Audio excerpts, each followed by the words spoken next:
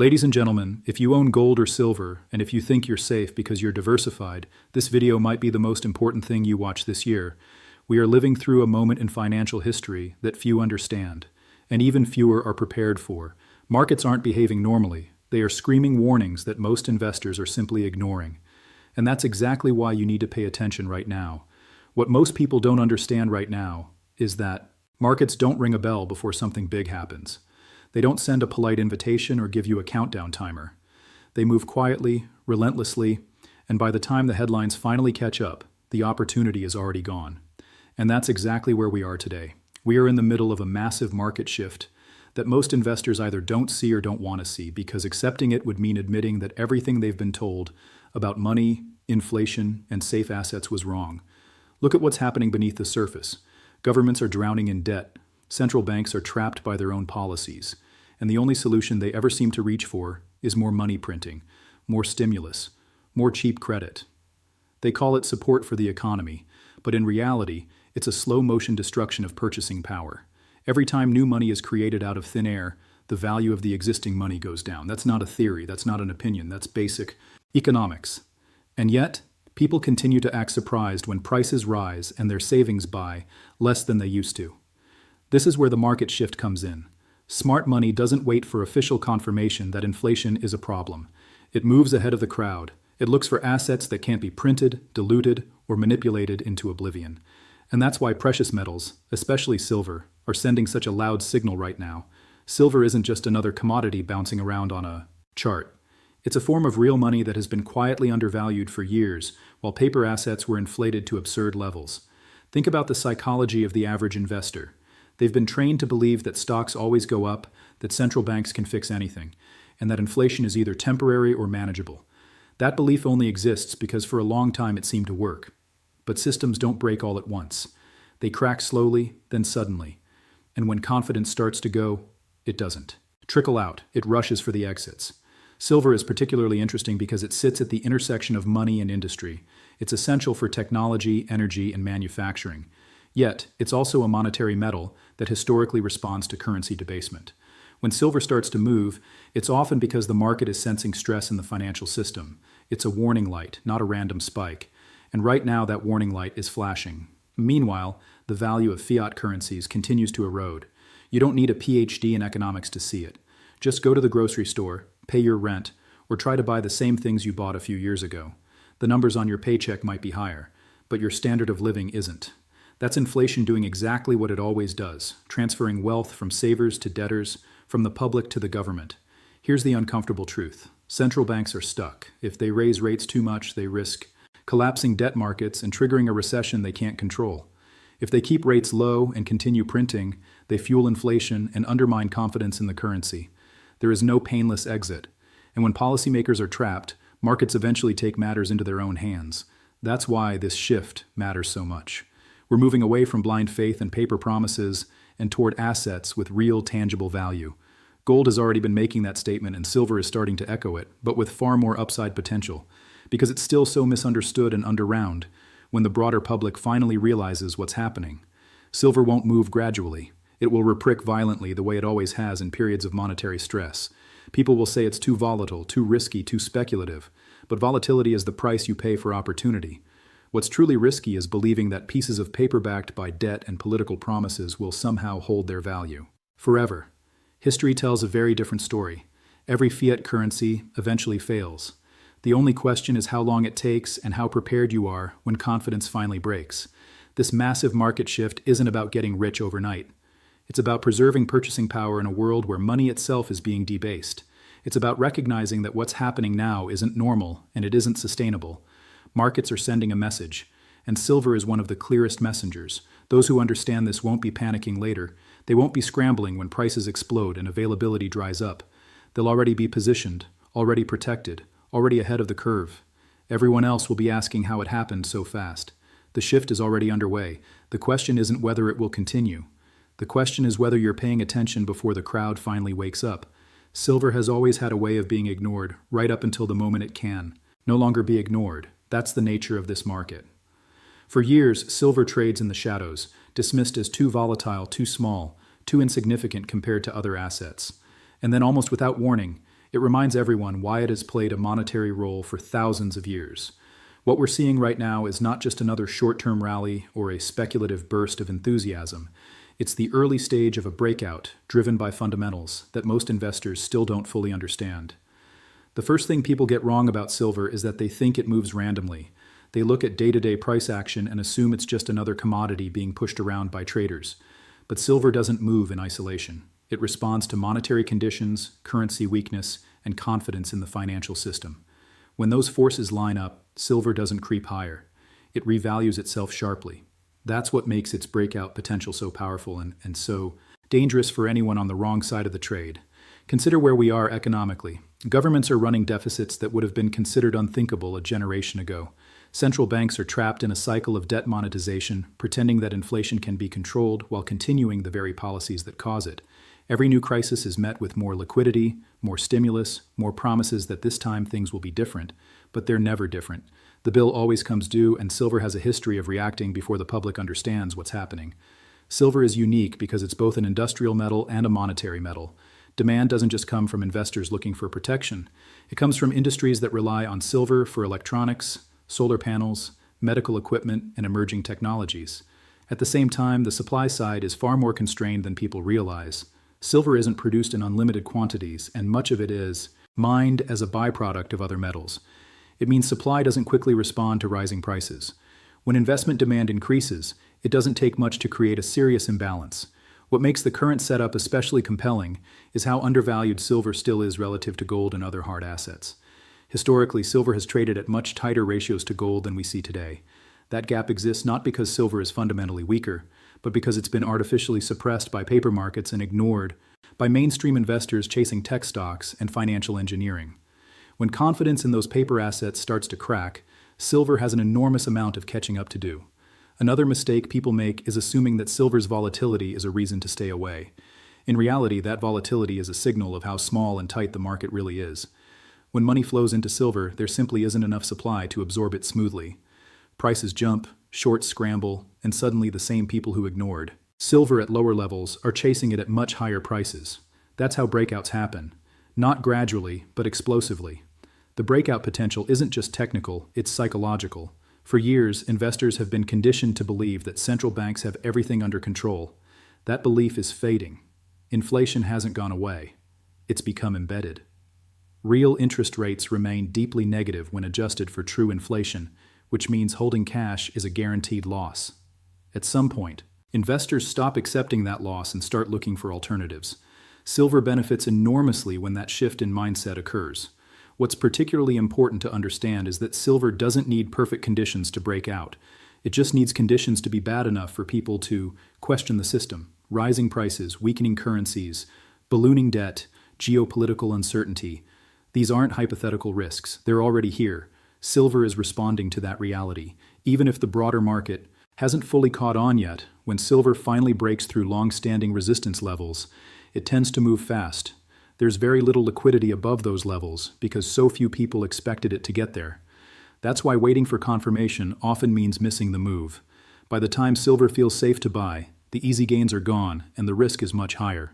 This isn't about speculation or short-term trading. It's about recognizing that silver is being repriced in a world where paper money is losing credibility. The breakout potential comes from years of underinvestment, misunderstanding, and complacency. When that complacency ends, silver won't politely ask for attention. It will demand it. Those who understand silver's role as real money and as a critical industrial resource see what's coming. They know that this market doesn't reward latecomers. The opportunity exists precisely because so many people still don't believe in it. And that disbelief is exactly what fuels silver's breakout potential. Most people think inflation is something that just happens like the weather. Prices go up, they shrug, and they're told it's the result of supply chains, greedy corporations, or some temporary disruption that will soon pass. What they almost never hear is the truth. Inflation is a policy. It is the direct and inevitable consequence of debasing a currency. And right now, the dollar is being debased at a pace that should alarm anyone who earns, saves, or plans for the future. For decades, the value of the dollar has been steadily eroded, but the process has accelerated dramatically in recent years. The reason is simple. The United States has chosen to live far beyond its means.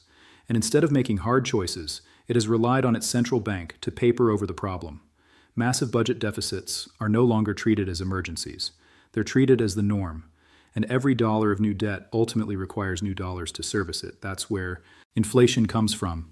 When more dollars are created without a corresponding increase in real goods and services, each individual dollar becomes worth less. That loss of value doesn't show up immediately on a balance sheet, but it shows up everywhere else. It shows up at the grocery store, at the gas pump, in housing costs, in healthcare, and in education. People are told inflation is running at a manageable level, yet their lived experience tells a very different story. That gap between official narratives and reality is where trust begins to break down. Dollar debasement is especially dangerous because it's subtle. There's no dramatic announcement that your money is worth less today than yesterday. It just quietly buys less over time.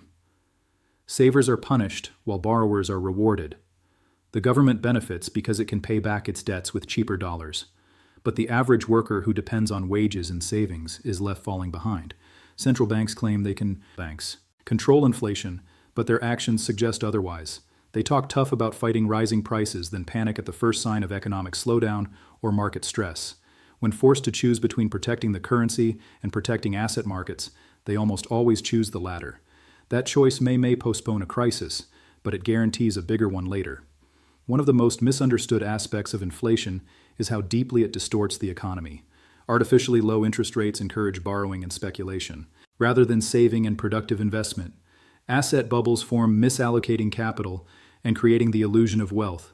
When those bubbles inevitably burst, the response is even more money printing, even more debasement, and even higher inflation. It's a vicious cycle, and the dollar is at the center of it. The global implications are just as serious. The dollar has long benefited from its status as the world's reserve currency, allowing the United States to export inflation to the rest of the world.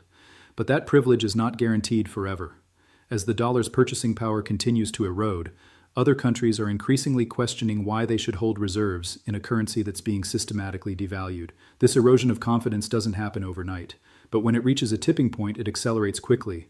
Inflation is not just an economic issue, it's a social one. It widens the gap between those who own assets and those who rely on income. It breeds frustration, anger, and instability. People feel like they're working harder just to stay in the same place, and that feeling isn't imagined. It's the direct result of a monetary system that prioritizes short-term fixes over long-term stability. What makes the current situation especially troubling is how little room there is for error. Debt levels are so high that even modest increases in interest rates threaten to destabilize the entire system. That means policymakers are effectively trapped. They can talk about fighting inflation, but their ability to do so is severely limited. The path of least resistance is continued debasement, even if it comes at the cost of long-term economic health. History offers plenty of warnings about what happens when governments abuse their currencies. Every time the pattern is the same: denial, blame, shifting, and ultimately a loss of confidence. The dollar is not immune to these forces. It may decline slowly, or it may decline suddenly, but decline it will as long as the underlying policies remain unchanged. The tragedy is that most people won't recognize what's happening until the damage is already done. They'll blame everything except the true cause, wondering why their savings don't stretch as far and why the future feels increasingly uncertain. But inflation isn't a mystery, and dollar debasement isn't accidental. It's the predictable outcome of choices that favor short-term comfort over long-term responsibility. Understanding this is the first step toward protecting yourself. Because in a world where money is being systematically devalued, doing nothing is not a neutral choice. It's a decision to accept a guaranteed loss. And that's the real cost of dollar debasement and inflation. Most investors like to think of themselves as risk takers, but in reality, they spend most of their time trying to avoid discomfort rather than actual risk. They chase whatever feels safe in the moment, whatever has been going up recently, whatever the crowd agrees is the right place to be. That mindset creates the illusion of safety, but it often leads people directly into the most dangerous positions possible. True risk isn't found where prices are falling or where sentiment is negative. It's found where complacency is highest and where everyone assumes nothing can go wrong. Opportunity and risk are inseparable. You can't have one without the other. The key is understanding which risks are real and which are simply perceived. Right now, most investors are terrified of volatility in real assets, yet completely comfortable holding assets that depend entirely on debt, leverage, and political promises. That should tell you everything you need to know about how distorted the current environment has become. Take paper assets, stocks, bonds, and currencies are widely viewed as safe because they're familiar and because central banks have spent years propping them up. But that safety is conditional. It exists only as long as confidence holds, and as long as policymakers can continue to intervene without consequences. The moment inflation becomes impossible to ignore or debt markets start to crack, that perceived safety disappears. And when it does, it doesn't fade slowly, it vanishes. On the other hand, assets that are volatile and out of favor are often labeled as risky, even when their fundamentals are improving. Price swings are confused with danger, and stability is confused with safety. But stability built on artificial support is fragile. It looks strong until it suddenly isn't. Real risk is the possibility of permanent loss of purchasing power, not temporary fluctuations in price. This is where opportunity emerges. Opportunity exists precisely because most people misprick risk. They underestimate the danger of holding assets that can be diluted, debased, or defaulted on. And they overestimate the danger of holding assets that are tangible, scarce, and independent of the financial system. That disconnect creates mispricing. And mispricing creates opportunity. What makes the current moment so unusual is the scale of the imbalance. Never before have so many people been so heavily invested in assets that depend on continued monetary intervention. At the same time, assets that offer protection against currency debasement remain underowned and misunderstood. That gap doesn't close gently. It closes when confidence shifts. And when it does, capital moves fast. Risk also has a time dimension that most investors ignore. Short-term volatility feels painful, so people avoid it, even if it offers long-term protection. Long-term erosion feels invisible, so people tolerate it. Even though it guarantees a loss over time, that's why inflation is so destructive. It doesn't shock people into action right away. It slowly drains value, encouraging complacency until the damage becomes undeniable. The real opportunity lies in recognizing that the greatest risks today are hidden in plain sight. They're in the assumption that governments can endlessly borrow without consequences. They're in the belief that central banks can create money without destroying its value. They're in the confidence that markets can be managed and controlled indefinitely. Those beliefs have worked long enough to feel permanent, but history suggests otherwise. Every major shift in wealth happens when people are forced to reassess what risk really means. The crowd always reacts late after prices have already adjusted. By then, what once seemed risky suddenly feels safe, and what once seemed safe is revealed to have been a trap. Opportunity belongs to those willing to think independently to endure short-term discomfort in exchange for long-term security. None of this means there are no risks in real assets or alternative investments. Of course, there are. Prices move, markets overreact, and sentiment can shift quickly. But those risks are visible. They can be measured and managed. The risks embedded in a debased currency and an over-leveraged financial system are far harder to quantify, which is exactly why they're so dangerous. The choice facing investors today isn't between risk and no risk. That option doesn't exist. The choice is between risks you understand and risks you're being encouraged to ignore. Between volatility and certainty of loss. Between assets that rely on trust in institutions and assets that derive their value from scarcity and reality. Opportunity doesn't announce itself loudly. It often looks uncomfortable, unpopular, and even foolish at first. But that's because it exists before the consensus forms. By the time everyone agrees something is a great opportunity, it usually isn't one anymore. In the end, the biggest risk is failing to recognize how much the world has changed. Clinging to familiar strategies in an unfamiliar environment is a recipe for disappointment. Understanding the balance between opportunity and risk isn't about predicting the future perfectly. It's about preparing for it realistically. And in times like these, realism is the rarest and most valuable asset of all. So here's what you should do. Don't wait for headlines to tell you it's too late. Don't listen to the crowd when they finally wake up. This moment is happening right now. And the difference between those who are prepared and those who are caught off guard could be everything. If you own gold or silver, buckle up. If you own fiat, ask yourself if that paper is still worth what it was yesterday. Because in a world of monetary inflation and currency devaluation, real money wins. Stay informed, stay skeptical, and most importantly, stay prepared.